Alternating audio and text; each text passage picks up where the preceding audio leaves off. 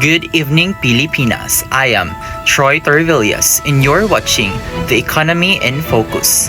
Today, we examine the persistent widespread economic struggles facing our nation, issues that hit harder than any reported growth figure. The most immediate and rampaging economic problem in the Philippines is the sheer difficulty of making ends meet, driven by uncontrolled inflation and deep income inequality. While our gross domestic product or GDP continues to post impressive numbers, often celebrated as one of the fastest growing economies in Southeast Asia, this success remains largely academic for the average Filipino family. The reality is, the minimum wage earnings and fixed incomes are constantly outspaced by the rising cost of basic necessities, food, fuel, and transportation. This creates a vicious cycle of poverty and vulnerability. The macroeconomic success is not translating into microeconomic relief. This is exacerbated by the uneven growth. The benefits are heavily centralized in Metro Manila and the highest tech service sectors, leaving our vital agricultural sector and rural areas behind, where poverty incidence is the highest. The system is generating wealth, but it's not falling dramatically to allocate it. Typhoon Tino exposes corruption and flood control funds in the Philippines. The devastation caused by Typhoon Tino has revealed a long-standing corruption issues within the Philippines' flood control projects, fueling public outrage.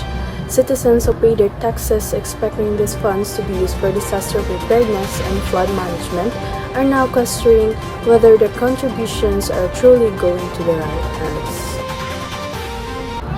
The exposure of this corruption scandal has intensified public frustration, prompting protests and calls for accountability. Citizens demand a thorough investigation into the misuse of flood control funds and the implementation of stricter oversight measures. The scandal also raises concerns about the government's commitment to disaster preparedness and the safety of Filipinos, especially as climate change continues to increase the frequency and severity of typhoons. Government officials have promised to investigate the allegation and strengthen measures to prevent corruption flood control projects. The Department of Public Works and Highways has announced plan to review all related contracts and procurement activities. However, critics argue that genuine reform requires more transparency and independent oversight. They are calling for the creation of an independent body to monitor disaster funds and ensure that taxpayer money is used properly. The International Criminal Court has rejected former Philippine President Rodrigo Roa Duterte's appeal for provisional release. The appeals chambers unanimously confirms the impugned decision.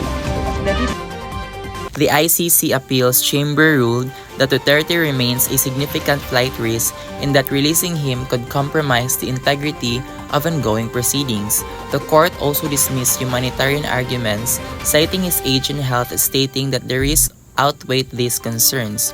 Duterte, who is currently detained at the ICC facility in the Netherlands, will remain in custody as the case moves forward. Legal expert says this decision ensures that justice proceedings continue without interference, although the defense may explore other legal avenues.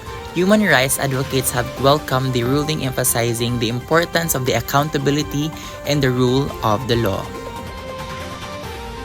Across many parts of the country, poor infrastructure continued to cause serious problems for commuters and local communities.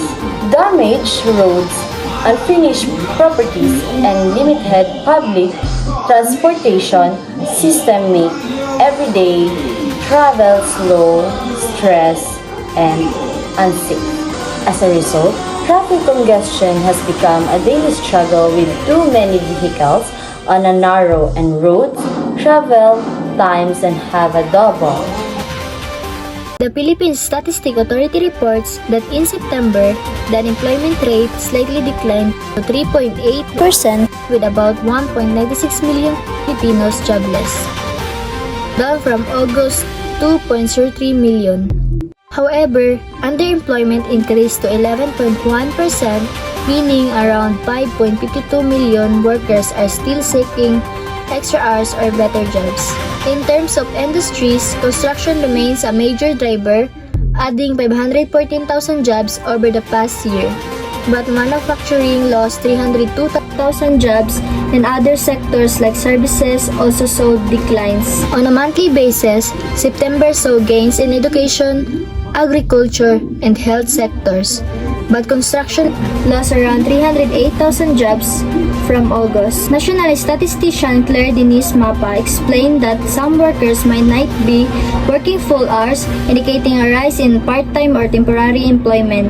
Department of Economy Secretary Arsenio Balisacan emphasized that despite this fluctuation, the economy remains resilient and continues to push for better, more stable jobs for Filipinos.